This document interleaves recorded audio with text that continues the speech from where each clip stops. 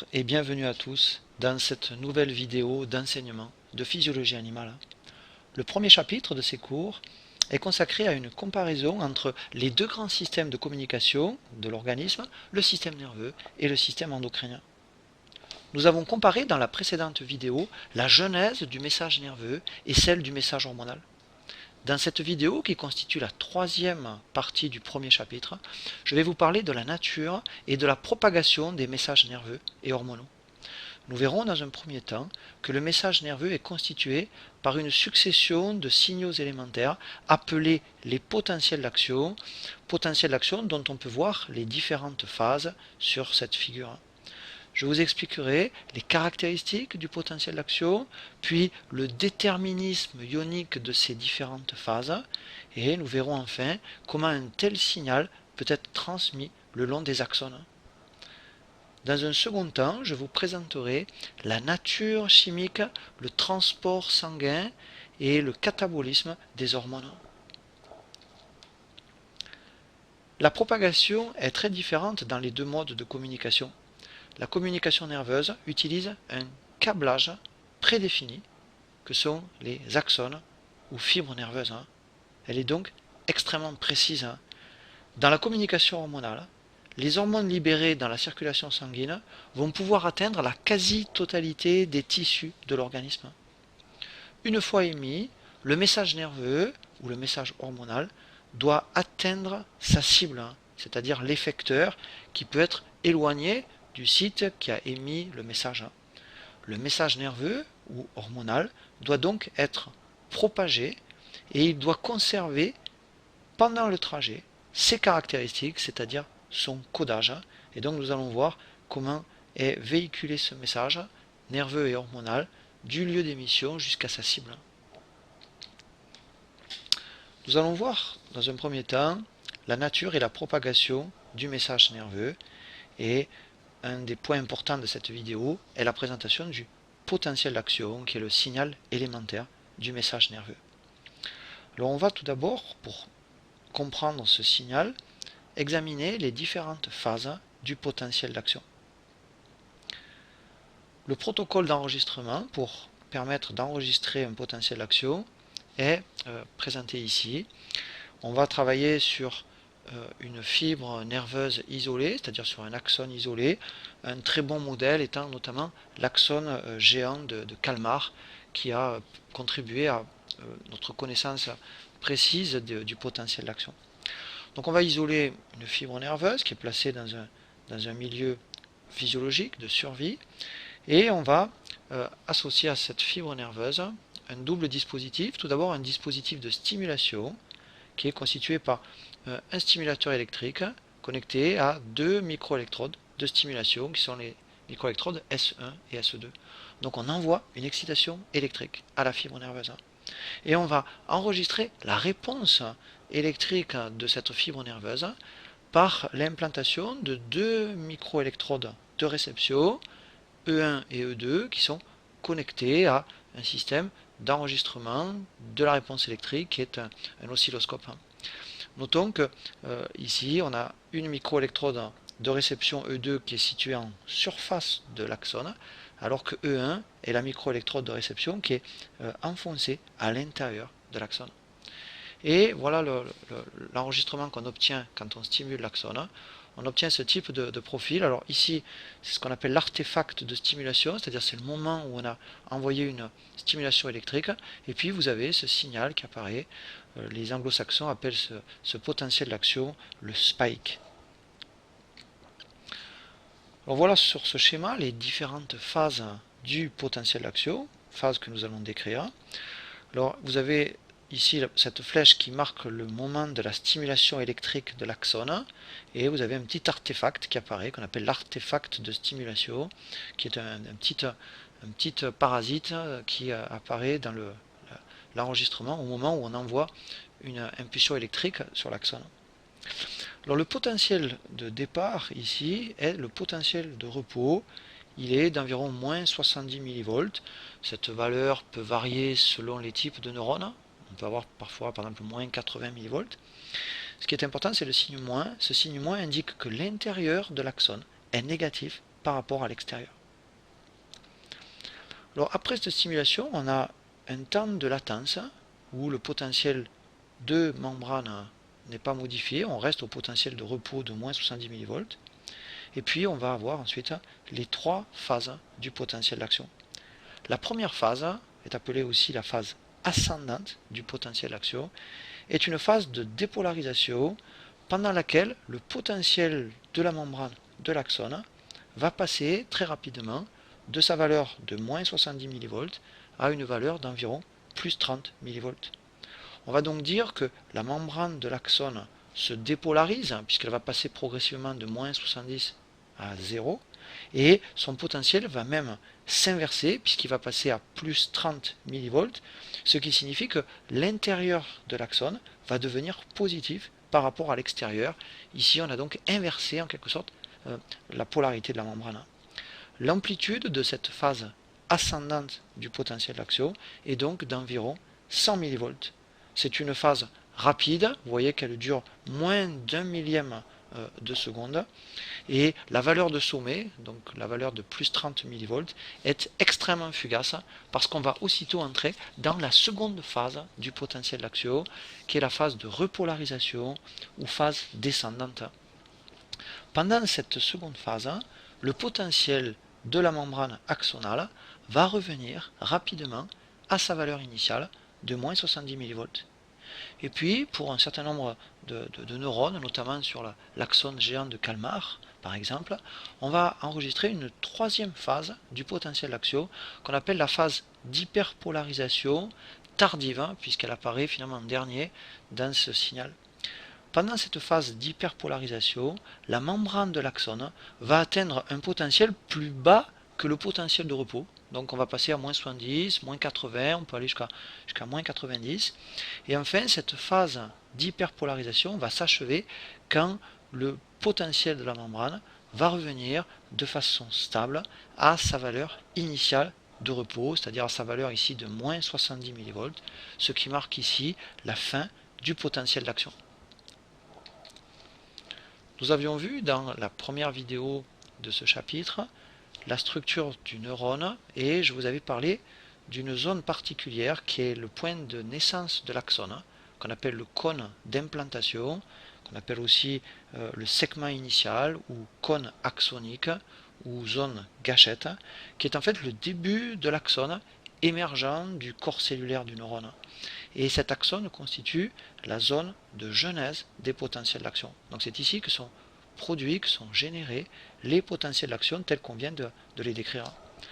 Alors en fait, si on enregistre un potentiel d'action, non pas en un point quelconque de l'axone, mais au niveau du segment initial, on va observer une première phase supplémentaire qui s'ajoute aux trois autres phases que je viens de vous présenter. En effet, pour un potentiel d'action enregistré au niveau du segment initial, on va avoir une toute première phase ici qui est le prépotentiel, qui est indiqué par la lettre P. Alors le prépotentiel, sorte d'épaulement qui précède la phase de dépolarisation, cet épaulement rappelle ce qu'on avait vu au niveau des récepteurs dans la précédente vidéo. On avait vu le potentiel générateur au niveau du site générateur des récepteurs. En fait, cet épaulement constitue ce qu'on verra un peu plus tard dans la partie 5 de ce chapitre. On verra qu'il constitue en fait un potentiel postsynaptique global qui va déclencher le potentiel d'action et dans le cas d'une excitation de l'axone par un dispositif électrique, ça correspond en fait à la dépolarisation impulsée par l'expérimentateur, par le système électrique. Et c'est ce petit épaulement ici qui va déclencher le potentiel d'action, exactement comme le potentiel générateur déclenchait le potentiel d'action au niveau des récepteurs sensoriels. Alors notez bien que ce prépotentiel n'existe que lorsque le potentiel d'action est enregistré au niveau du segment initial, mais par contre on ne le retrouvera pas pour les potentiels d'action enregistrés tout le long ensuite de l'axone.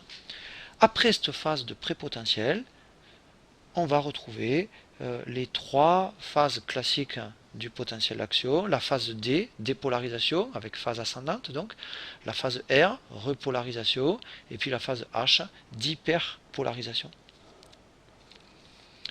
Deux notions importantes vont être évoquées ici, la notion de seuil et la notion de période réfractaire. En effet, pour qu'un potentiel d'action puisse être généré par la membrane de l'axone, il est nécessaire que la dépolarisation initiale, qu'elle soit produite par l'expérimentateur, par une stimulation, ou qu'elle soit naturelle, on y reviendra par la suite, il est nécessaire que cette dépolarisation initiale dépasse une valeur seuil qui est marquée par ce pointillé, qui est une valeur d'environ moins 50 mV. Et si ce seuil n'est pas atteint, aucun potentiel d'action n'est généré sur l'axone. Vous avez par exemple ici sur le modèle de stimulation électrique de la fibre nerveuse avec un dispositif d'enregistrement, on observe que si la stimulation électrique de départ est d'intensité trop faible, on va induire une dépolarisation mais qui ne franchit pas le seuil et on n'a pas de potentiel d'action qui apparaît au niveau des électrodes de réception. Et puis vous voyez au niveau de la stimulation 4 qui est marquée de jaune, et bien ici la stimulation électrique est suffisante pour que la dépolarisation dépasse la valeur seuil de moins 50 mV et à ce moment-là un potentiel d'action apparaît. Et si on augmente encore l'intensité de la stimulation, eh bien on a toujours le seuil qui est franchi et à chaque fois on a des potentiels d'action mais qui, vous voyez, restent avec la même amplitude d'environ 100 mV. Alors la valeur de ce seuil d'excitabilité va varier au cours des phases du potentiel d'action et ce seuil d'excitabilité est mentionné par le pointillé ici sur ce document. Alors en fait, la période qui est représentée en vert est la période pendant laquelle le seuil d'excitation est normal, c'est-à-dire est à environ moins 50 mV, et on dira que l'axone est normalement excitable. Ensuite, pendant les phases D et R du potentiel d'action, donc pendant la dépolarisation et la repolarisation, l'axone va être insensible à toute nouvelle stimulation. On va dire que la membrane de l'axone est complètement inexcitable.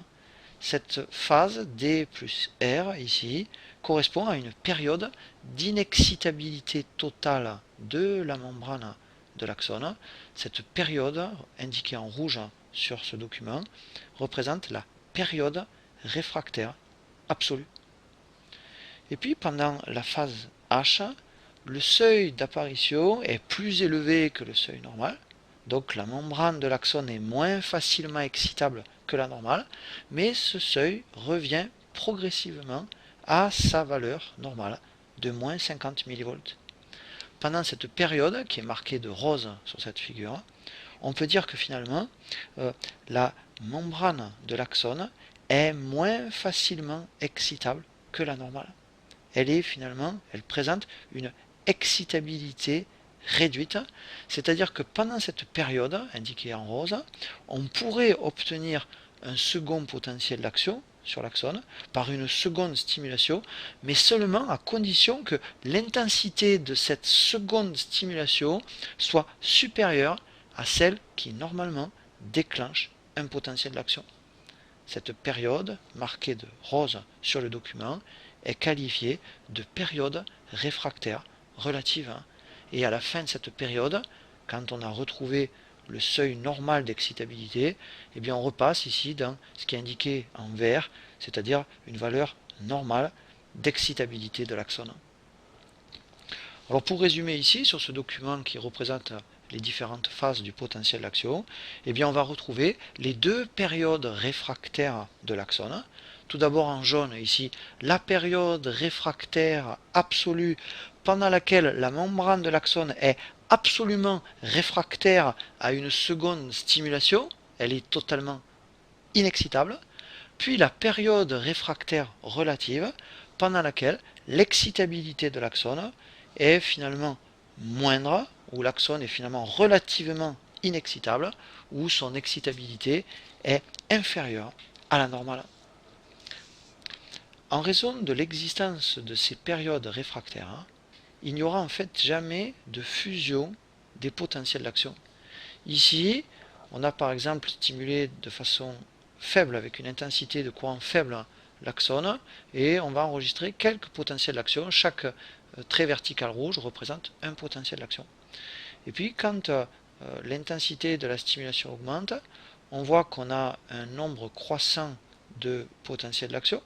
Donc on voit que le nombre de potentiels d'action varie en fonction de l'intensité de la stimulation, mais on ne pourra jamais fusionner les potentiels d'action, c'est-à-dire que la fréquence des potentiels d'action va rester limitée, et pour la plupart des neurones, la fréquence des potentiels d'action est d'environ 100 potentiels d'action par seconde.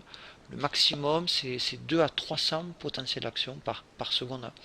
Donc l'existence d'une période réfractaire, finalement, explique qu'il y aura toujours un intervalle de temps qui va séparer ces signaux élémentaires que sont les potentiels d'action. Et nous verrons un peu plus tard dans cette vidéo que l'existence d'une période réfractaire a aussi une conséquence sur la propagation même des potentiels d'action. Dans ce paragraphe, nous allons présenter les caractéristiques générales du potentiel d'action, qui est le signal élémentaire du message nerveux. Je vous ai montré dans le dernier document que la fréquence d'émission des potentiels d'action était variable. Et on a vu effectivement que le nombre de potentiels d'action allait augmenter avec l'intensité de la stimulation.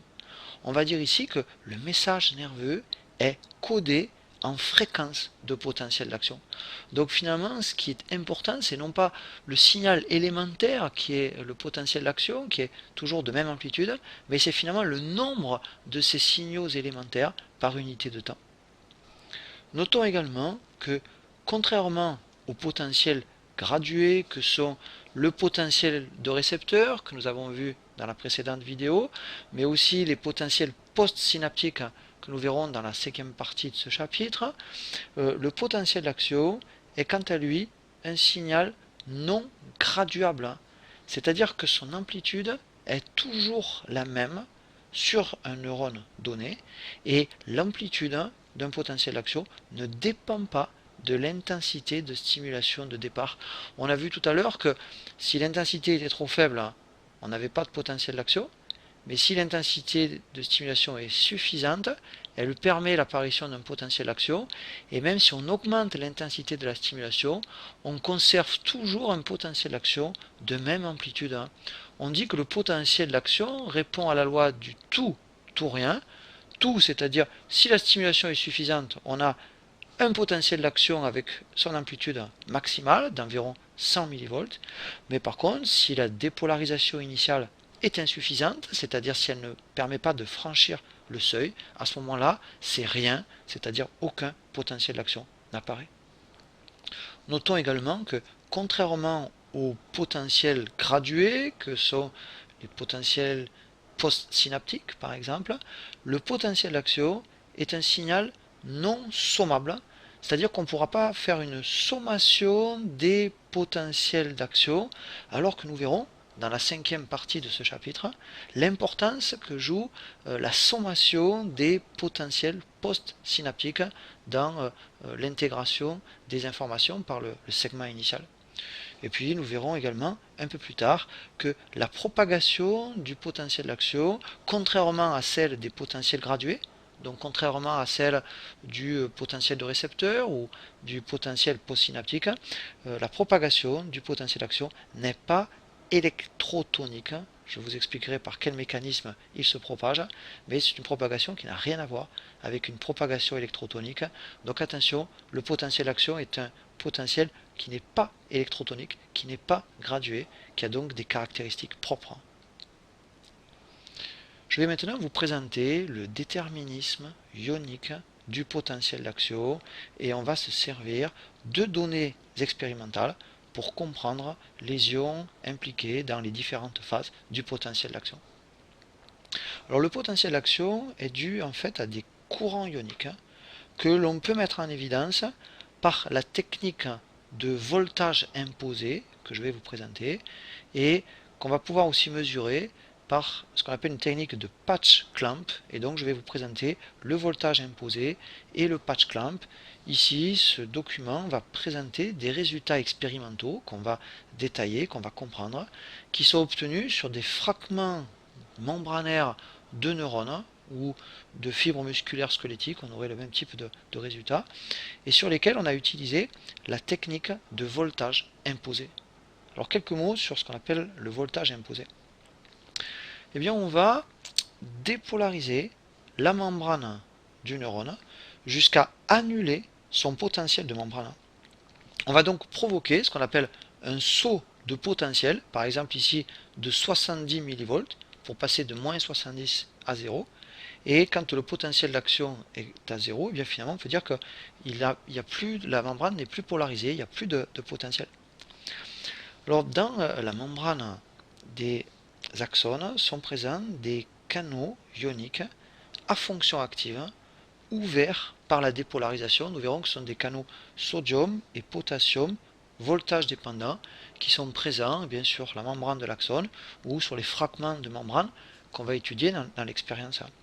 Alors du coup ça veut dire que si on dépolarise au départ cette membrane axonale, eh bien cette dépolarisation va ouvrir des canaux voltage dépendants et du coup cette dépolarisation initiale devrait modifier le potentiel de la membrane. Or, pendant l'expérience, vous voyez que le potentiel va rester tout le temps à sa valeur nulle.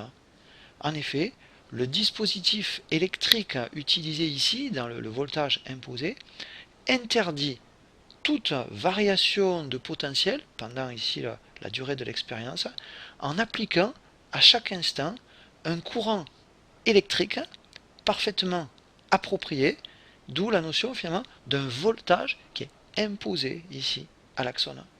Et il suffira de mesurer, alors ce sont des mesures qui sont faites en picoampères, l'intensité de ce courant électrique correctif, c'est ce qui est mentionné ici, pour finalement déterminer les courants ioniques sodiques et potassiques qui se manifestent pendant cette expérience et qui sont dus finalement aux variations de conductance membranaire au sodium et au potassium.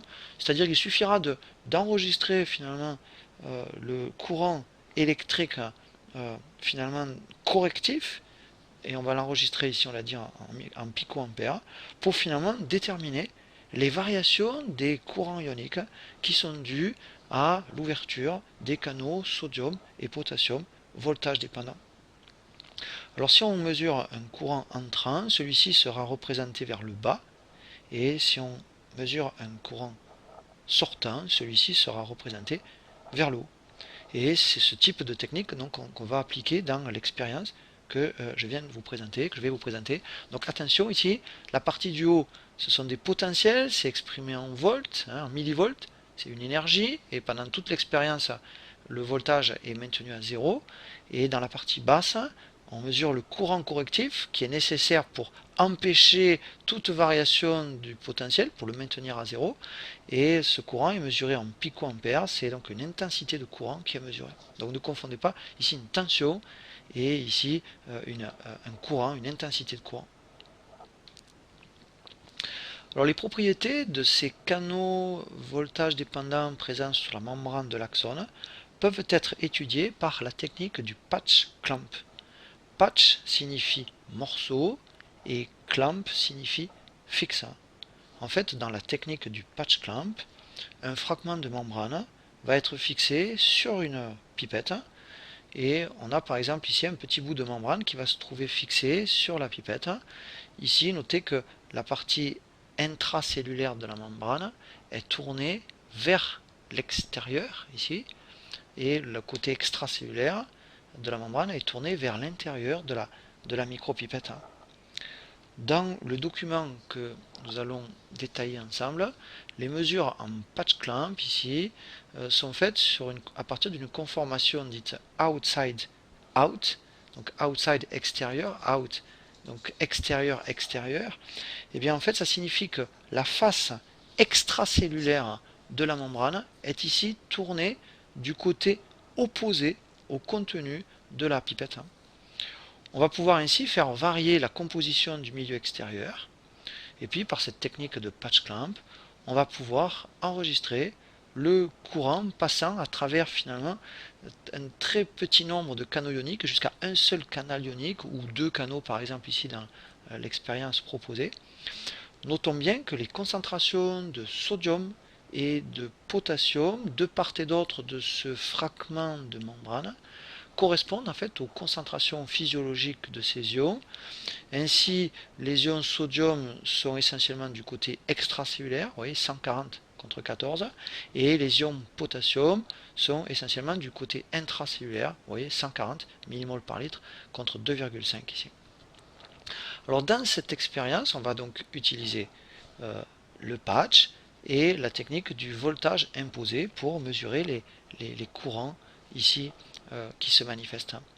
Et dans cette expérience, on va également utiliser deux composés toxiques spécifiques qui vont permettre de bloquer sélectivement les canaux sodium, voltage dépendant, et les canaux potassium. Le premier de ces composés toxiques est la tétrodotoxine, ou TTX, dont je vous ai déjà parlé dans la précédente vidéo. Cette toxine est produite par certaines bactéries du genre Vibrio et Pseudomonas, et cette toxine est présente dans certains tissus de poissons de la famille des tétrodontidés, appelés les fugus, comme par exemple le poisson globe tigré. Ces poissons, qu'on trouve notamment en Chine et au Japon, contiennent dans leur foie, dans leur peau, dans leur gonade, la toxine TTX, qu'on appelle aussi le poison du fugu. La TTX est une puissante neurotoxine qui va bloquer sélectivement les canaux sodium voltage dépendants. Le second composé toxique est un cation de synthèse appelé le tétraéthylammonium. Il est constitué de 4 groupes éthyles attachés à un atome central d'azote. Dans une solution, cet ion tétraéthylammonium doit exister en association avec un anion, par exemple du chlore. L'ion TEA est un produit neurotoxique très dangereux qui, après injection, peut conduire à la mort par asphyxie et paralysie. Le TEA est en fait un bloquant des canaux potassium, et notamment dans notre expérience, il permettra de bloquer les canaux potassium voltage dépendant. Première des 3 parties de l'expérience que nous allons interpréter ici. Ici, on est en présence de TEA, c'est-à-dire qu'on a bloqué les canaux potassium voltage dépendant.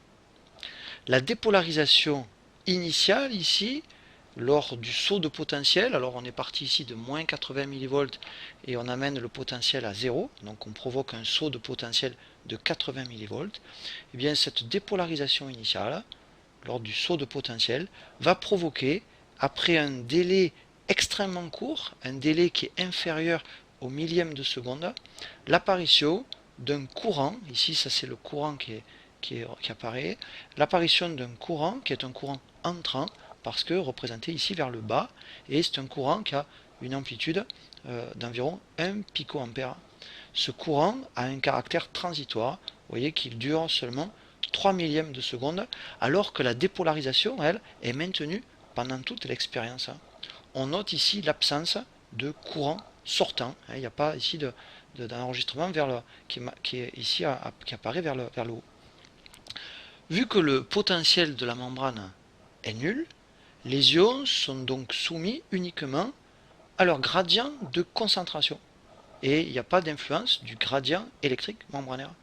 Et comme la membrane a été rendue ici artificiellement imperméable au potassium par le TEA qui a bloqué les canaux potassium, eh bien le seul flux qui est impliqué ici, c'est un flux de sodium, et le sodium forcément va aller dans le sens de son gradient, c'est-à-dire le sodium va rentrer. Donc ce qu'on peut dire ici, c'est que ce courant entrant est un courant sodique, il correspond à l'ouverture rapide et transitoire du canal sodium voltage dépendant qui est représenté ici. Ce canal s'ouvre donc très rapidement en réponse à la dépolarisation, et il va laisser alors entrer massivement les ions sodium. Il y a quelques milliers d'ions sodium qui vont passer par ce canal. Par contre, vous voyez que ce canal ne se réouvre pas malgré la persistance de la dépolarisation imposée.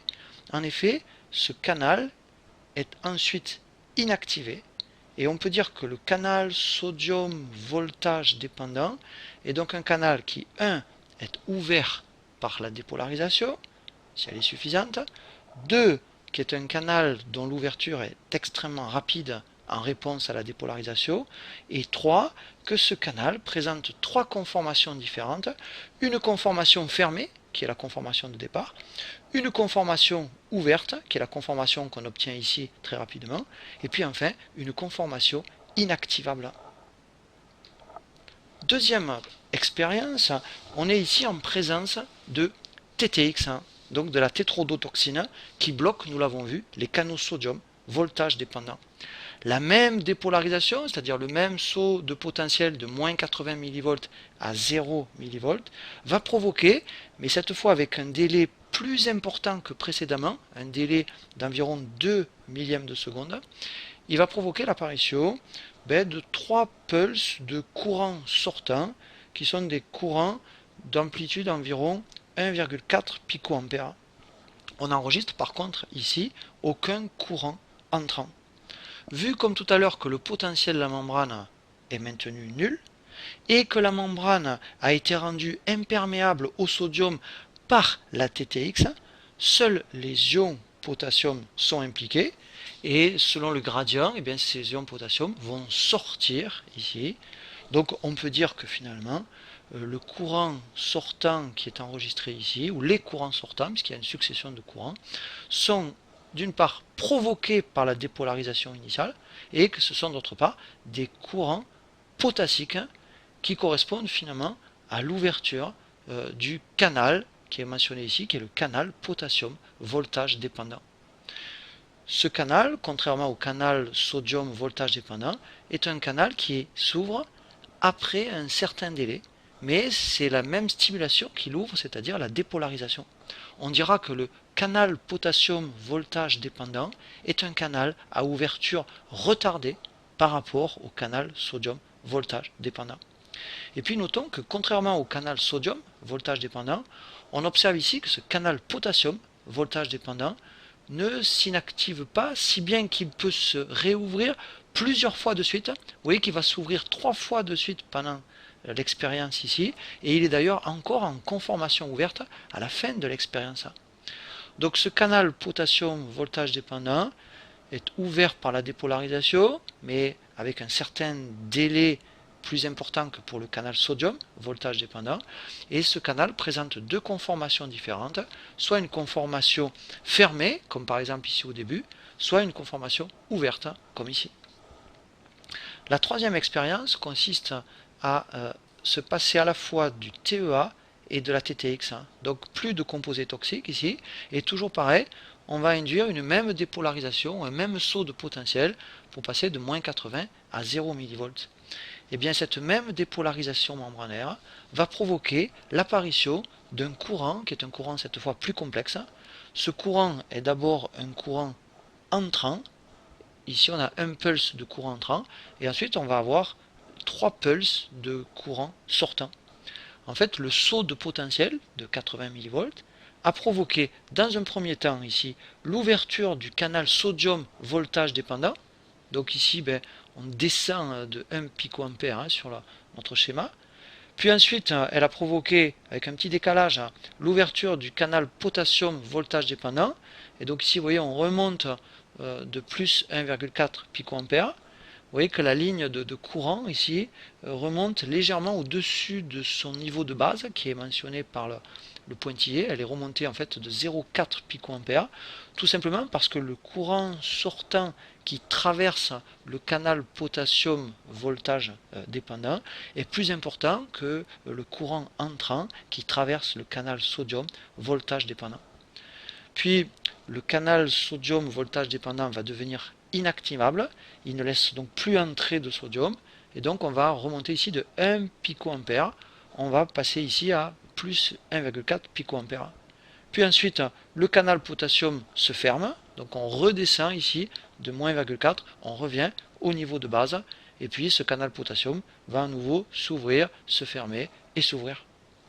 Finalement, si on reprend l'ensemble des 3 expériences qu'on vient de voir, Mais on peut dire que finalement le tracé C est finalement la somme du tracé A et B, où on a finalement une résultante de l'activité des deux types de canaux, canaux sodium voltage dépendant ici et canaux potassium voltage dépendant.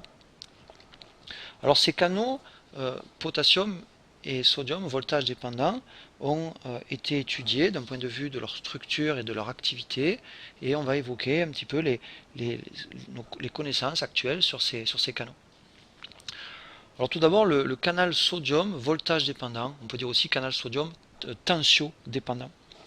Le canal sodium voltage dépendant est formé d'une seule sous-unité protéique qui comprend 4 domaines, 1, 2, 3 et 4, et chacun de ces 4 domaines est constitué par 6 segments transmembranaires, c'est-à-dire par 6 hélices alpha hydrophobes.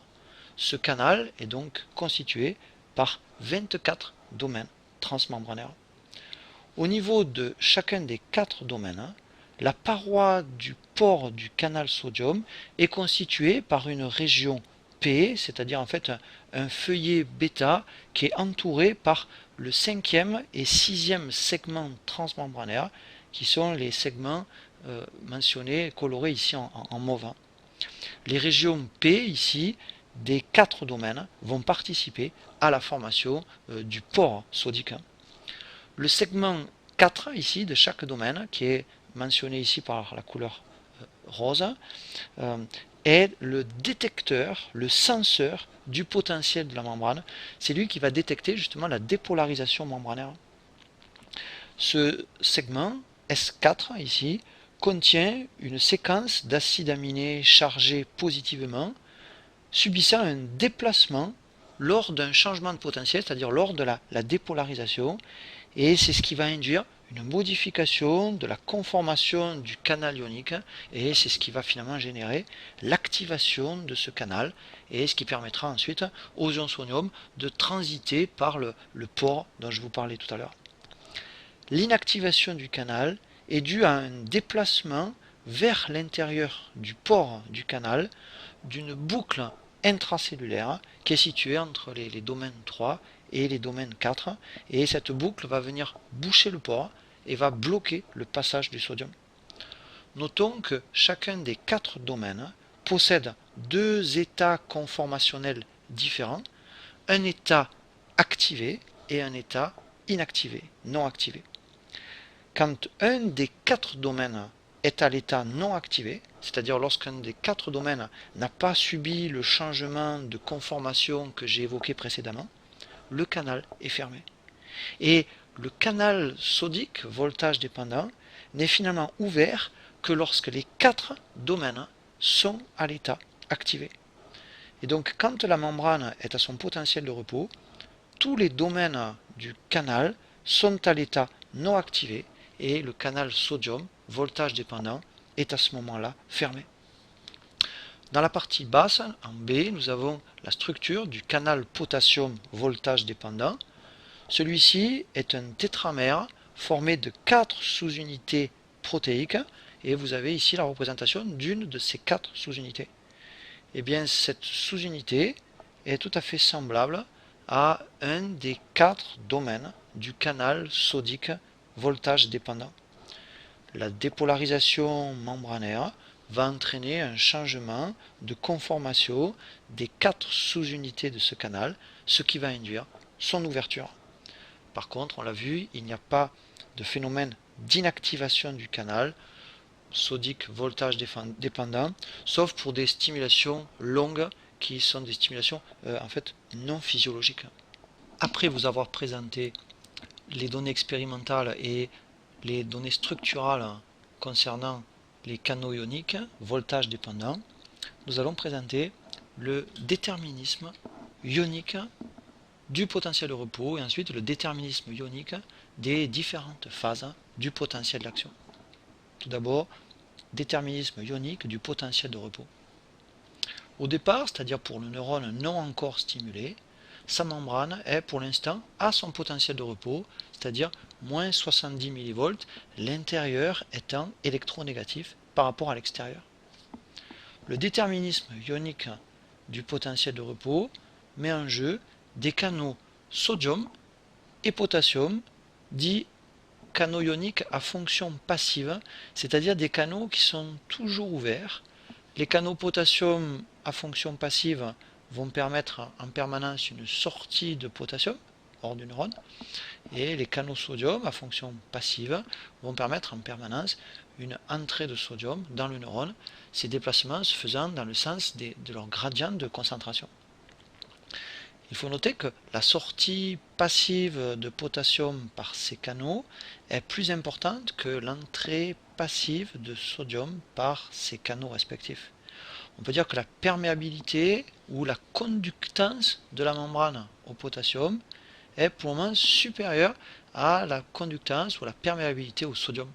G potassium, c'est-à-dire conductance au potassium, c'est-à-dire en quelque sorte perméabilité au potassium, elle est pour le moment supérieure à la perméabilité membranaire au sodium. Du coup, ça explique qu'il y ait plus de charges plus qui sortent en permanence que de charges plus qui rentrent, et donc ça explique le potentiel de repos, c'est-à-dire ça explique l'électronégativité côté interne du neurone par rapport à l'extérieur.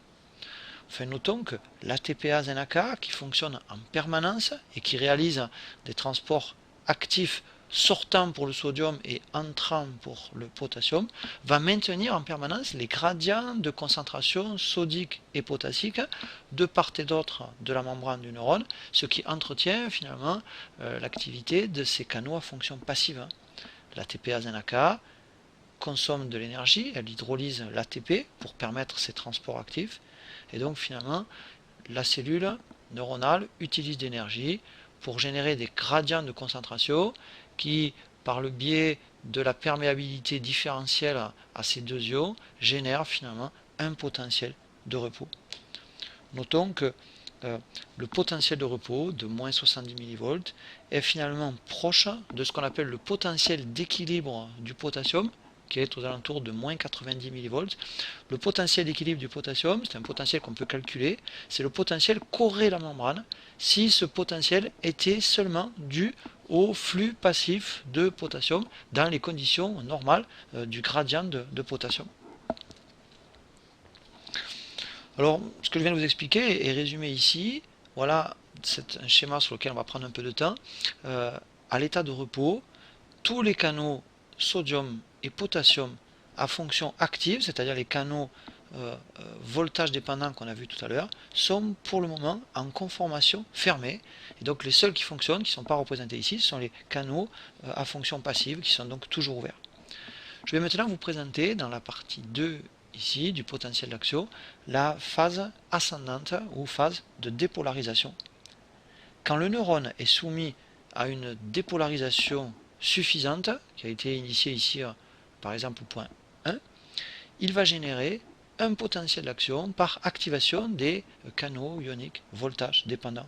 Et les premiers canaux qui s'ouvrent, les premiers canaux voltage dépendants qui s'ouvrent, ce sont les canaux sodium voltage dépendants. On a vu tout à l'heure que c'est eux qui présentaient le délai le plus court.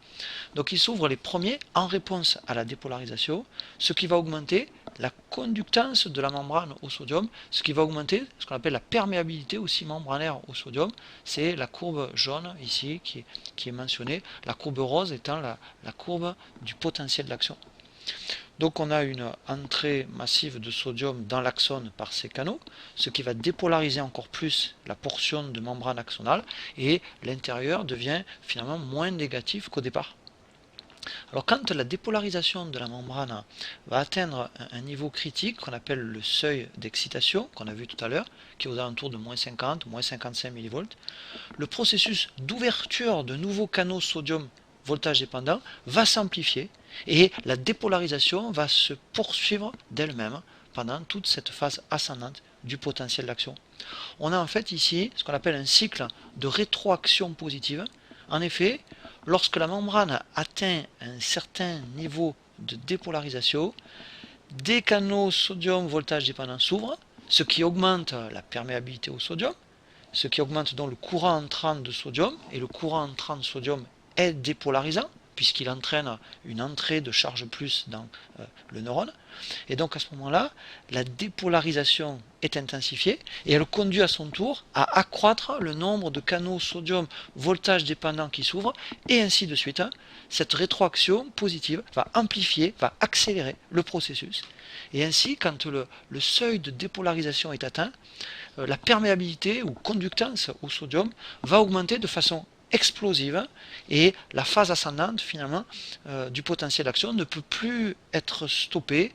Rappelez-vous que le potentiel d'action obéit à la loi du tout ou rien. Bien là on est dans la phase du tout, c'est-à-dire on a d'emblée l'amplitude maximale du potentiel d'action. Donc cette entrée massive de sodium dans l'axone va dépolariser puis inverser le potentiel, et par ce processus de rétroaction positive, eh bien, la membrane va très rapidement approcher la valeur du potentiel d'équilibre des ions sodium, qui est aux alentours de plus 50 millivolts. Le potentiel d'équilibre des ions sodium, c'est le potentiel calculé qu'aurait la membrane si ce potentiel était seulement dû au flux passif de sodium dans les conditions de gradient sodique physiologique. Donc on peut dire que l'augmentation explosive de la conductance au sodium est responsable de la phase ascendante du potentiel d'action, et donc le potentiel de la membrane va très rapidement passer de la valeur initiale de repos à sa valeur de plus 30 millivolts. On retrouve l'amplitude de 100 millivolts, qui est une amplitude identique pour un neurone donné. Donc retenons, c'est l'ouverture des canaux sodium voltage dépendant qui est responsable de la phase ascendante du potentiel d'action. Et donc comme le sodium joue un rôle clé dans le potentiel d'action neuronale, on dira que le potentiel d'action neuronale est un potentiel d'action sodique. Nous avions vu dans la précédente vidéo l'équivalent d'un potentiel d'action dans les cellules bêta du pancréas endocrine. Il s'agissait à ce moment-là d'un potentiel d'action calcique qui mettait en jeu l'ouverture de canaux calcium voltage dépendants. On va maintenant voir la troisième partie ici, c'est-à-dire la phase de repolarisation ou phase descendante du potentiel d'action. Alors pendant la phase précédente, pendant la phase ascendante du potentiel d'action, la conductance ou perméabilité au potassium, c'est-à-dire la courbe verte ici, augmente lentement et progressivement par l'ouverture progressive des canaux potassium voltage dépendants qui sont ouverts par la dépolarisation initiale, mais qui sont un peu plus lents finalement à s'ouvrir. Et donc un courant qui est un courant sortant potassique va apparaître donc progressivement. Et ce courant sortant potassique a un effet inverse du courant entrant sodique, puisqu'il va faire sortir des charges positives hors de l'axone. De plus, l'inactivation spontanée et progressive des canaux sodium voltage dépendants va conduire maintenant à une diminution de la conductance ou de la perméabilité au sodium. C'est la partie descendante ici de la courbe jaune, et donc ça va conduire à une interruption de l'entrée massive de sodium par les canaux sodium voltage dépendants qu'on a évoqué tout à l'heure. Donc il n'y a plus de cette entrée massive de sodium dans l'axone.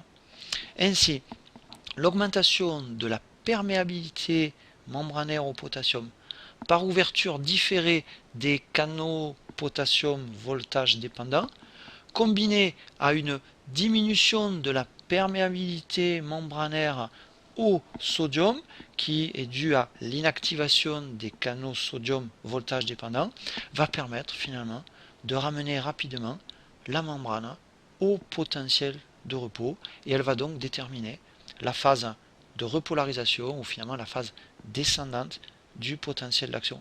En fait, le potentiel de la membrane, qui s'était rapproché tout à l'heure du potentiel d'équilibre du sodium, va au contraire maintenant s'éloigner du potentiel d'équilibre du sodium, et au contraire se rapprocher du potentiel d'équilibre du potassium. On peut dire que le courant sortant de potassium, qui s'oppose en quelque sorte au courant entrant de sodium, mais avec un certain retard, est un courant potassique à rectification retardée. Et les canaux potassium voltage dépendants qui sont impliqués sont aussi appelés les canaux de rectification retardée. On rétablit le potentiel, mais avec un certain décalage. Donc on retiendra finalement que ce sont à la fois l'inactivation des canaux sodiques voltage dépendant et l'activation des canaux potassiques voltage dépendant qui contribuent finalement à la phase de repolarisation du potentiel d'action. Et notons bien que l'inactivation finalement rapide des canaux sodium voltage dépendant et l'ouverture retardée des canaux potassium voltage dépendant permettent finalement aux deux courants, le courant sodique et le courant potassique, qui sont deux courants de sens contraire, de s'établir, mais de s'établir de façon successive et donc de ne pas s'annuler. Et c'est ce qui permet justement la genèse d'un potentiel d'action. Enfin, notons que durant la phase descendante du potentiel d'action, un second potentiel d'action ne pourra pas être déclenché puisque les canaux sodium voltage dépendants sont maintenant inactivables. Et ceci explique ce que nous avons vu précédemment avec la période réfractaire absolue. Voyons maintenant la quatrième phase de ce schéma, c'est la phase d'hyperpolarisation tardive, qui existe pour un certain nombre de neurones, comme par exemple pour l'axone géant de Kalmar, qui a servi de modèle justement pour analyser le potentiel d'action. Alors après la phase de repolarisation, vous avez finalement ici, en 4, cette phase d'hyperpolarisation où le potentiel de la membrane atteint finalement une valeur plus négative que sa valeur de repos. Alors cette phase d'hyperpolarisation s'explique par le fait que les canaux potassium voltage dépendants sont non seulement un peu plus longs à s'ouvrir en réponse à la dépolarisation initiale, mais qui sont aussi assez lents à se refermer. Ainsi, l'augmentation de la perméabilité au potassium qui avait été finalement assez lente, et ensuite la diminution de la perméabilité au potassium, elle se trouve également assez lente. Et donc pendant quelques millièmes de seconde, la perméabilité au potassium est encore importante ici, alors qu'on est finalement revenu au potentiel de repos. Et donc la sortie de potassium se poursuit un peu plus longtemps qu'il n'est nécessaire pour rétablir le potentiel de repos, et il se produit donc finalement une sortie excessive d'ion potassium alors qu'on était déjà à une valeur de proche du potentiel de repos. Et donc il y a une sortie excessive de charge plus, ce qui hyperpolarise transitoirement la membrane de l'axone. Et puis finalement le potentiel de la membrane va finir par revenir de façon stable au potentiel de repos de départ. On revient donc au point de départ, c'est-à-dire que les canaux sodium et potassium voltage dépendants sont désormais fermés, et puis la TPase-NAK, qui n'a jamais cessé de fonctionner, va continuer à rétablir les distributions initiales des ions sodium et potassium. Notons que durant la phase d'hyperpolarisation tardive du potentiel d'action, le seuil de déclenchement d'un second potentiel d'action est plus élevé à cause de la persistance de la forte perméabilité au potassium. Mais on l'a dit, le déclenchement d'un second potentiel d'action reste possible à condition que l'intensité de la stimulation soit supérieure à celle qui normalement permet d'obtenir un potentiel d'action. On dit que pendant la phase d'hyperpolarisation, on est en période réfractaire relative. Alors pour terminer sur le signal que constitue le potentiel d'action, on va évoquer la propagation de ce signal. Le potentiel d'action est généré ici au niveau du cône d'implantation de l'axone et il va ensuite se propager le long de l'axone, et nous allons voir que cette propagation, par exemple le long d'un axone amyélinisé, se fait par un mécanisme qui n'est pas un mécanisme de propagation électrotonique. Alors en effet, les canaux sodium et potassium voltage dépendants sont répartis tout le long de la membrane d'un axone sans myéline. Et chaque potentiel d'action va fournir, par circulation de courants locaux, le stimulus dépolarisant qui va déclencher à nouveau un potentiel d'action dans la zone membranaire voisine. En fait, les ions sodium, en entrant dans l'axone par les canaux sodium voltage dépendants, vont provoquer des déplacements de charge électrique qui créent des courants locaux à travers la membrane, et ces courants sont suffisants pour atteindre le seuil déclenchant l'ouverture des canaux sodium voltage dépendants de la portion membranaire adjacente, ce qui permet finalement la propagation de proche en proche du potentiel d'action tout le long de l'axone sans myéline. Un potentiel d'action est donc régénéré avec une amplitude toujours identique, rappelez-vous, loi du tout ou rien, par une succession d'ouvertures-fermetures de canaux sodium et potassium voltage dépendants tout le long de l'axone à une vitesse constante. On parle d'effet domino, un peu comme s'il y avait une cascade, une dégringolade de dominos qui entraîne au fur et à mesure le déplacement ici de ce signal qui est le potentiel d'action. Donc la propagation d'un potentiel d'action n'est pas électrotonique comme pour un potentiel gradué, comme pour le potentiel de récepteur que nous avions vu dans la précédente vidéo. En fait, le potentiel d'action n'est pas véritablement conduit électriquement le long de l'axone, mais il est régénéré de proche en proche. On parle de propagation régénérative du potentiel d'action. De plus, en raison de l'existence de la période réfractaire dont nous avions parlé précédemment, un potentiel d'action ne peut pas déclencher un nouveau potentiel d'action dans la région qui vient à peine de se dépolariser. Donc ce potentiel d'action-là ne peut pas générer un potentiel d'action dans cette zone qui est représentée en vert clair parce que, on l'a dit tout à l'heure, cette zone est pour le moment inexcitable. Et donc obligatoirement, eh bien, le potentiel d'action va aller de façon unidirectionnelle, donc sa propagation se fait dans un seul sens, il ne peut pas revenir en arrière, puisque finalement il ne peut pas déclencher un nouveau potentiel d'action dans la zone qui vient à peine d'en émettre un, dans la zone qui vient à peine de se dépolariser.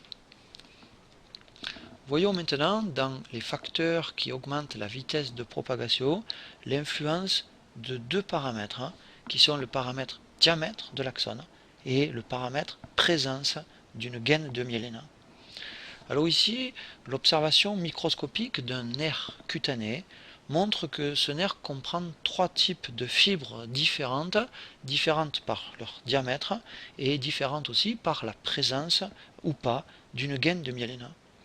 Ici, l'enregistrement sur le nerf est obtenu après une stimulation intense de ce nerf cutané grâce à deux électrodes de stimulation qui sont situées à distance des électrodes de réception, et ça permet d'enregistrer un signal qui est non pas un potentiel d'action ici, mais qui est un potentiel nerveux global et qui est un signal relativement complexe.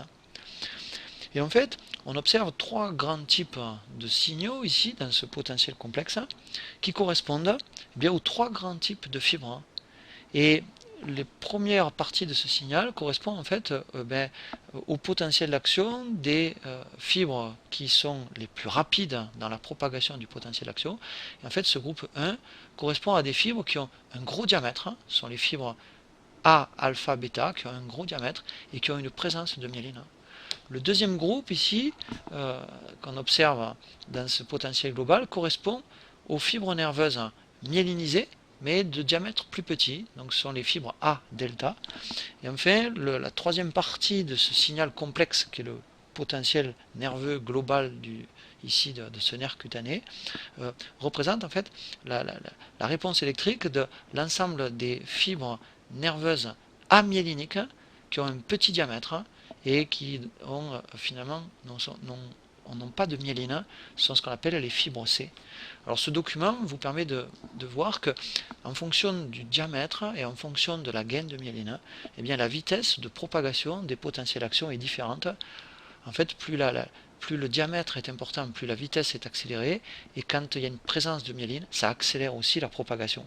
Alors c'est ce que je vais essayer de vous expliquer.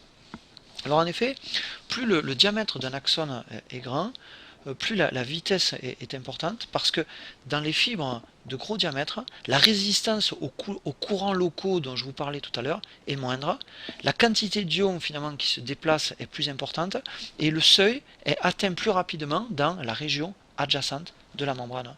Et finalement, plus le diamètre de l'axone est important, plus la distance entre deux sites de régénération du potentiel d'action sur une fibre amyélinisée sera faible, ce qui va augmenter la vitesse de propagation. Alors pour les fibres non myélinisées, on va avoir des vitesses de l'ordre de quelques mètres par seconde, et les fibres nerveuses non myélinisées mais qui ont un gros diamètre sont généralement des fibres adaptées à une conduction rapide de l'information. Et par exemple, l'axone géant du calmar, qui a servi de modèle, je vous en parlais tout à l'heure, est un axone qui intervient dans les réactions rapides de fuite du calmar. Quelle est maintenant l'influence de la gaine de myéline sur la vitesse de propagation? Et bien en fait, à diamètre égal, un axone myélinisé va conduire les potentiels d'action beaucoup plus vite qu'un axone amyélinisé. En effet, dans un axone myélinisé, la gaine de myéline joue le rôle d'un manchon isolant, si bien que la dépolarisation ne peut avoir lieu qu'au niveau des nœuds de Ranvier, qui sont les zones périodiques sans myéline présentes entre les zones myélinisées. Au niveau des nœuds de Ranvier, on a notamment une grande densité de canaux sodium et potassium, voltage dépendant. Par contre, les portions de la membrane axonale qui sont situées entre les nœuds, c'est-à-dire qui sont situées dans les portions myélinisées, sont dépourvues de canaux sodium voltage dépendant.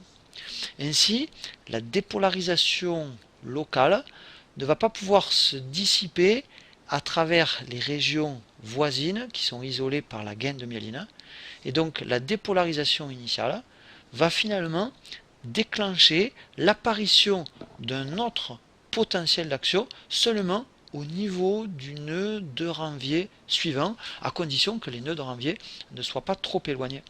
Et la distance maximale observée entre deux nœuds de Ranvier chez les mammifères est d'environ 1 mm, et il suffit de bloquer expérimentalement un nœud de Ranvier à l'aide d'un milieu isolant, par exemple par un composant lipidique, pour à ce moment-là arrêter la propagation d'un potentiel d'action le long de la fibre myélinisée, ce qui prouve que la distance d'1 mm entre deux nœuds de Ranvier correspond finalement à un maximum.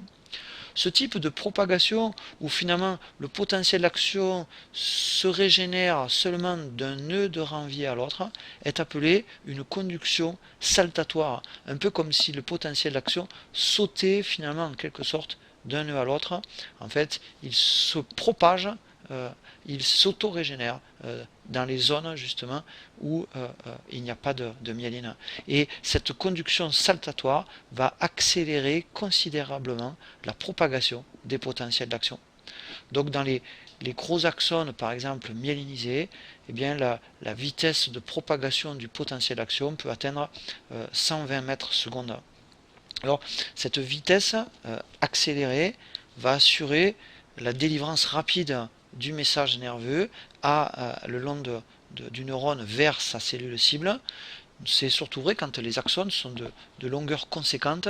Certains axones de motoneurones peuvent mesurer 1 mètre. Et puis la présence d'une gaine de myéline présente aussi un avantage énergétique. En effet, cette gaine permet une économie d'énergie métabolique puisqu'elle restreint les échanges ioniques qui mobilisent les canaux voltage dépendants. Elle restreint ces échanges finalement au seul nœud de Ranvier, et du coup l'ATPase NAK qui doit rétablir en permanence les gradients a finalement moins de travail, et donc ça représente aussi une économie d'énergie. Un mot pour vous montrer l'importance de cette gaine de myéline. Bien, il existe une maladie auto-immune qui est la sclérose en plaques, qui est une maladie de démyélinisation où la gaine de myéline va être détruite, et du coup vont apparaître des problèmes importants, notamment des troubles de la sensibilité, des troubles du toucher, des troubles de la vision, et ce qui montre évidemment l'importance de cette gaine de myéline pour les axones qui en sont pourvus. Après vous avoir présenté la nature et la propagation du message nerveux, nous allons voir la nature et le transport du message hormonal, et je vous parlerai aussi dans ce paragraphe des mesures de dosage des concentrations sanguines d'hormones, et on dira un mot sur le catabolisme, c'est-à-dire la dégradation des hormones. Premier point, la nature chimique des hormones. Les hormones sont des composés qui présentent une grande variété chimique, et on peut les ranger en 4 grands groupes. Vous avez d'une part les hormones peptidiques ou protéiques qui sont des produits d'expression de gènes. Les nombres qui apparaissent ici sont les nombres d'acides aminés de ces structures. Donc par exemple le glucagon, c'est un polypeptide de 29 acides aminés. On a évoqué que le glucagon avait un rôle hyperglycémiant. La calcitonine avec ses 32 acides aminés est une hormone qui intervient dans la régulation de la calcémie, c'est une hormone hypocalcémiante. L'insuline, une protéine de 51 acides aminés qui intervient dans la régulation de la glycémie, on l'a vu, c'est une hormone qui est hypoglycémiante. La parathormone, protéine de 84 acides aminés, qui a un rôle hypercalcémiant. On aurait pu aussi mettre dans cette catégorie les glycoprotéines, comme par exemple la TSH et les deux hormones gonadotropes, FSH et LH, qu'on aura l'occasion d'évoquer un peu plus tard. Deuxième catégorie, les hormones stéroïdes, ce sont des dérivés du cholestérol. On peut citer par exemple les androgènes, comme la testostérone, les estrogènes, comme l'estradiol, la progestérone, le cortisol, dont je vais vous parler tout à l'heure, qui est une hormone stéroïde produite par les corticosurrénales et qui intervient dans le métabolisme du glucose, qui fait partie de ce qu'on appelle les glucocorticoïdes. L'aldostérone, qui est aussi une hormone stéroïdienne produite par les corticosurrénales, qui a un rôle dans l'équilibre hydrominéral, fait partie de ce qu'on appelle les minéralocorticoïdes. Le calcitriol, qui est également un stéroïde dérivé de la vitamine D et qui a un rôle hypercalcémiant. Troisième groupe d'hormones, les hormones de type monoamine, qui sont des hormones dérivant en fait d'acides aminés. Par exemple, l'adrénaline, c'est une catécholamine, elle est dérivée de la tyrosine, qui est un acide aminé. Et puis l'adrénaline étant une hormone impliquée notamment dans les situations d'urgence, l'hormone d'adaptation au stress rapide, une hormone qui active le cœur, qui permet une dilatation des bronches, qui a un effet sur les vaisseaux également. Et puis le quatrième groupe, ce sont des molécules iodées produites par protéolyse d'une grosse protéine qu'on appelle la thyroglobuline. Ces molécules iodées qui sont formées en fait à partir d'une tyrosine iodée sur la thyroglobuline est constituée par les hormones thyroïdiennes. Donc vous voyez, nature chimique variée pour ces messagers. Le deuxième point, le transport des hormones. Eh bien, les hormones sont produites par les cellules endocrines. Par exemple, ici, voilà une hormone de nature protéique qui est libérée par exocytose par la cellule endocrine. Puis l'hormone qui est sécrétée par la cellule endocrine va diffuser tout d'abord dans le liquide interstitiel dans lequel baignent les cellules, puis elles vont passer ensuite dans les capillaires sanguins et elles vont gagner la circulation générale qui va les transporter jusqu'à leurs cellules cibles. Donc le transport finalement c'est un transport passif qui met en jeu la circulation sanguine et la pompe cardiaque qui met en mouvement le sang. Alors contrairement à la communication nerveuse, la voie de propagation ici n'est pas prédéfinie, il n'y a pas un câblage prédéfini qu'est l'axone, puisque la circulation sanguine peut finalement conduire ces hormones dans n'importe quel tissu de notre corps, dans pratiquement n'importe quelle cellule cible. Alors les hormones peptidiques ou protéiques et l'adrénaline également, qui est une catécholamine, sont des hormones hydrophiles, c'est-à-dire hydrosolubles, et au contraire lipophobes, et donc elles sont en fait généralement transportées, dissoutes dans le plasma, c'est-à-dire elles sont sous forme libre. Par contre, les hormones stéroïdes ainsi que les hormones thyroïdiennes sont des hormones hydrophobes ou lipophiles, c'est-à-dire qu'elles sont très peu solubles dans l'eau et elles sont prises en charge dans le sang par différentes protéines de transport qui sont soit des protéines non spécifiques telles que l'albumine ou bien des protéines spécifiques qui vont conduire telle ou telle hormone. Alors on va prendre l'exemple ici du cortisol dont je parlais tout à l'heure et nous allons voir ici la distribution du cortisol plasmatique chez l'homme selon sa concentration dans le plasma. Alors en fait la majeure partie du cortisol est transportée dans le plasma sanguin sous une forme liée à des protéines, soit par une liaison spécifique avec une protéine qu'on appelle la CBG. La CBG, c'est la globuline de liaison des corticostéroïdes, donc du cortisol. On l'appelle aussi la transcortine. et c'est une alpha-globuline qui est produite par le foie. Le cortisol peut être donc soit lié à la CBG, soit il peut être lié de façon non spécifique à une protéine plasmatique, qui est la protéine la plus abondante du plasma, qui est l'albumine, qui est d'ailleurs, comme toutes les protéines sanguines, également synthétisée par le foie. Il y a une fraction faible de cortisol dans le plasma qui est sous forme libre, donc non liée à des protéines sanguines. Pour les doses physiologiques de cortisol, donc une dose physiologique de cortisol, c'est aux alentours de 10 à 20 microgrammes pour 100 millilitres.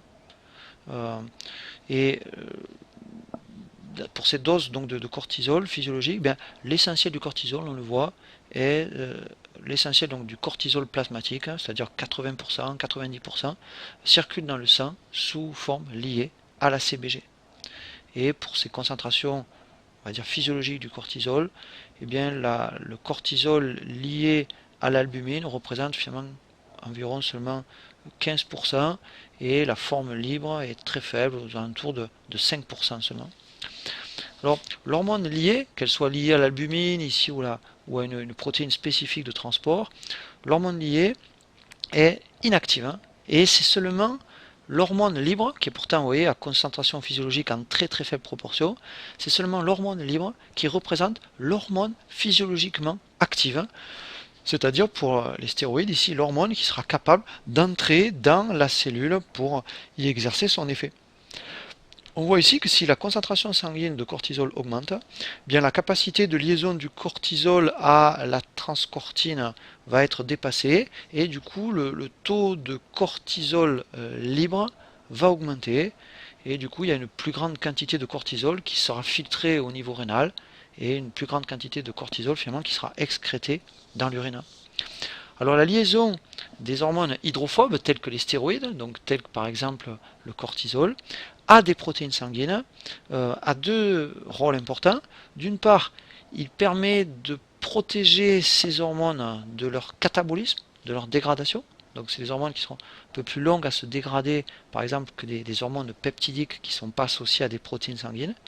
Et le deuxième intérêt de lier ces hormones hydrophobes à des protéines sanguines est de permettre une libération progressive de l'hormone libre.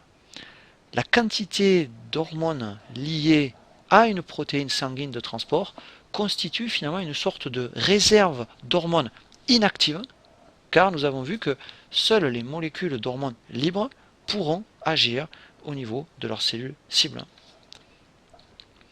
Le troisième point que je voulais voir ici dans ce paragraphe concernant le message hormonal concerne la concentration sanguine des hormones et on dira un mot des techniques de dosage.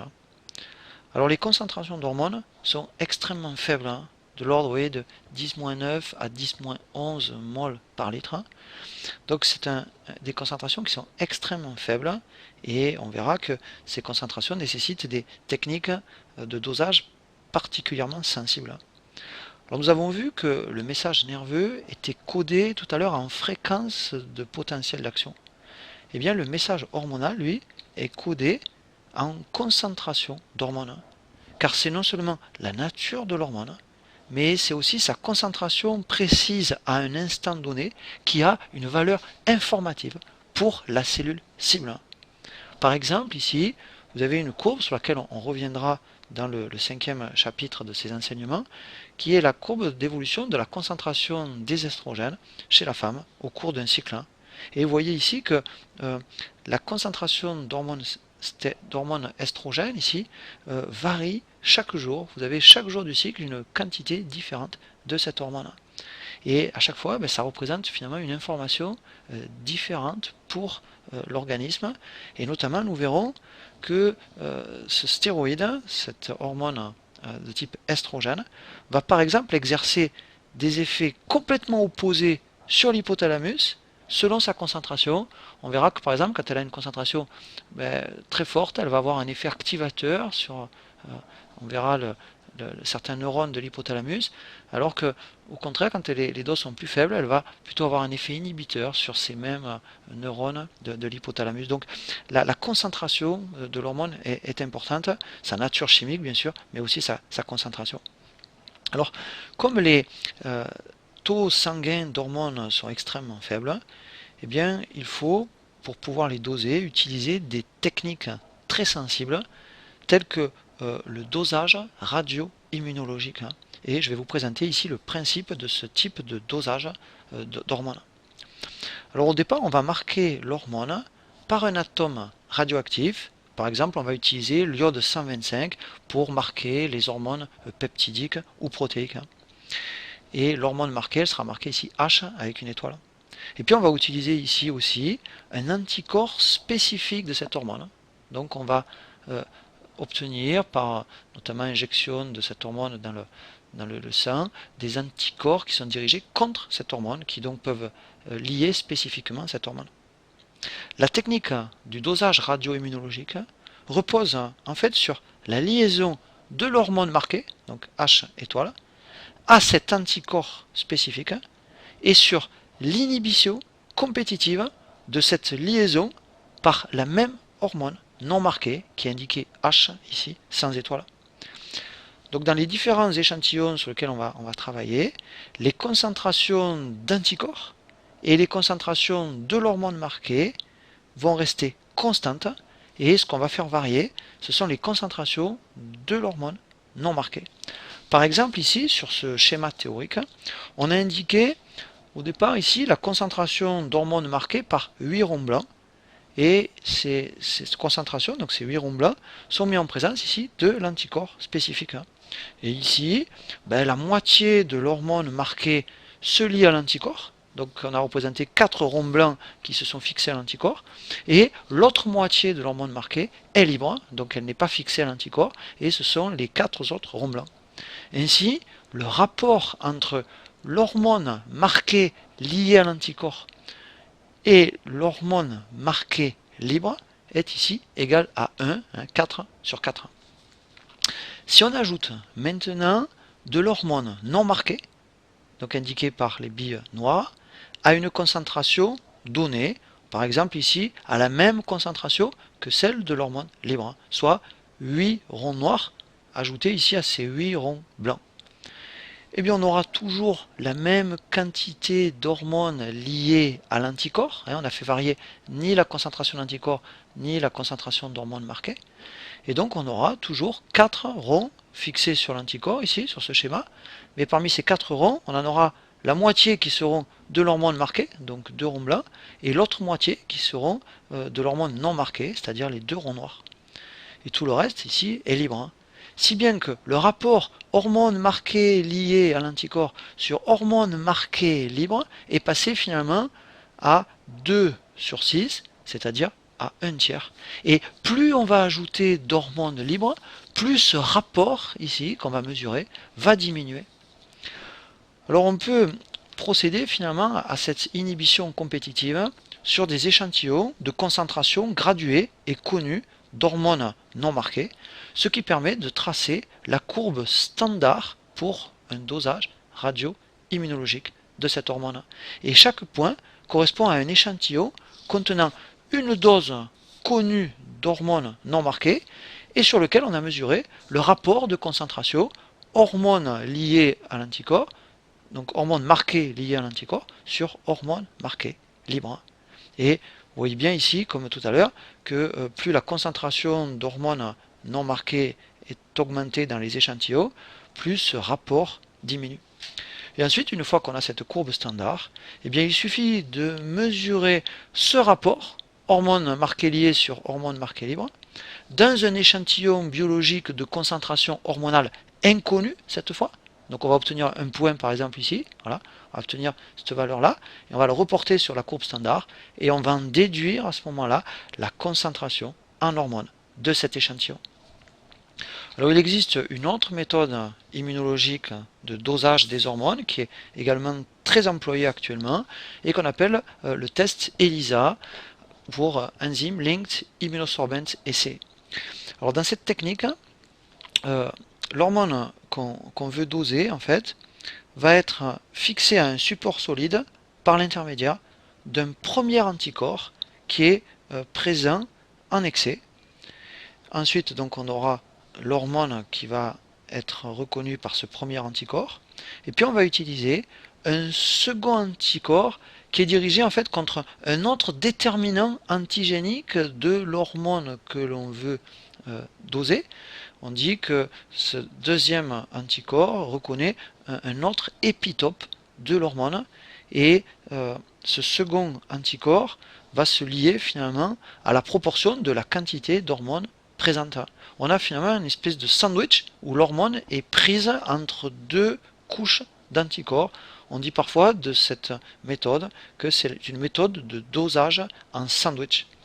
Et ce second anticorps qui se lie donc à l'hormone est couplé ensuite à une enzyme. Donc c'est un anticorps qui est en fait porteur d'une propriété enzymatique, et ce second anticorps est couplé à une enzyme dont on pourra mesurer ensuite l'activité par une réaction colorée. Et donc la mesure finalement de l'intensité de la réaction colorée permettra d'avoir une information sur la concentration de cette hormone. On va terminer ici avec le catabolisme des hormones. En effet, la concentration sanguine d'une hormone dépend non seulement de son taux de libération, mais aussi de son catabolisme. Catabolisme qui va d'une part empêcher son accumulation dans le sang au fur et à mesure de sa sécrétion par l'organe endocrine, mais ce catabolisme va aussi permettre les changements de sa concentration sanguine, changements qui sont indispensables pour que l'hormone puisse jouer son rôle régulateur au niveau de ses cellules cibles. Le taux de catabolisme d'une hormone peut être mesuré en injectant par voie intraveineuse cette hormone marquée par un atome radioactif, et on suivra ensuite la disparition au cours du temps de cette hormone marquée. Et on peut mesurer ainsi ce qu'on appelle la demi-vie des hormones, c'est-à-dire le temps nécessaire pour que la concentration de cette hormone soit diminuée de moitié. Et on observe en fait que les hormones ont des demi-vies variables, en rapport notamment avec leur nature chimique. Cette demi-vie peut varier de quelques minutes à plusieurs heures. Par exemple, la GH, qui est une hormone de croissance produite par l'adénohypophyse, a une demi-vie chez l'homme entre 20 et 30 minutes. La GH, c'est une hormone protéique. La LH, qui est une hormone glycoprotéique, qui est produite aussi par l'adénohypophyse, qui contrôle les gonades, a une demi-vie de 60 minutes. Et puis les hormones thyroïdiennes, qui sont des hormones liées à des protéines sanguines, qui sont des hormones hydrophobes, ont une durée de vie, une demi-vie plus longue, 24 heures pour la T3, la T3 c'est la triiodothyronine, et 6 à 7 jours pour la T4 et la thyroxine. T3 et T4 sont les deux hormones thyroïdiennes. Les organes qui jouent un rôle essentiel dans le catabolisme, dans la dégradation des hormones, sont le foie et le rein, et on va retrouver les produits de dégradation de ces hormones essentiellement dans l'urine. Nous avons vu dans cette vidéo que pour le système nerveux, le signal est le potentiel d'action, que c'est un signal stéréotypé, et nous avons vu que le message nerveux était constitué en fait par une fréquence de potentiel d'action, c'est-à-dire par un nombre précis de potentiels d'action émis par unité de temps. Et dans le message nerveux, dans le système nerveux, c'est finalement la fréquence de potentiel d'action qui a une valeur informative. Pour le système endocrinien, nous avons vu que le signal était l'hormone, dont la nature chimique est très variable. Et nous avons vu que le message hormonal est en fait la concentration de cette hormone, c'est-à-dire la quantité d'hormones présentes dans le sang à un temps donné. Et c'est la nature et la concentration de cette hormone qui a une valeur informative dans le système endocrinien. Dans la prochaine vidéo, c'est-à-dire dans la 4e partie du chapitre 1, nous poursuivrons cette étude comparative du système nerveux et du système endocrinien en abordant cette fois la réception du message. Et je vous parlerai dans cette prochaine vidéo des récepteurs des hormones, mais aussi des récepteurs de substances chimiques que les neurones utilisent pour transmettre l'information au sein des circuits neuronaux, ces substances étant appelées les neurotransmetteurs. Et nous verrons qu'il existe des points communs dans les mécanismes de réception et d'action des neurotransmetteurs et de certaines hormones. On évoquera notamment ce qu'on appelle les mécanismes de transduction du signal dans les cellules cibles. Je vous remercie de votre attention et je vous retrouve avec plaisir dans la 4e partie du chapitre 1 pour poursuivre avec vous ce vaste panorama que constitue la comparaison entre les deux grands systèmes de communication de l'organisme que sont le système nerveux et le système endocrinien.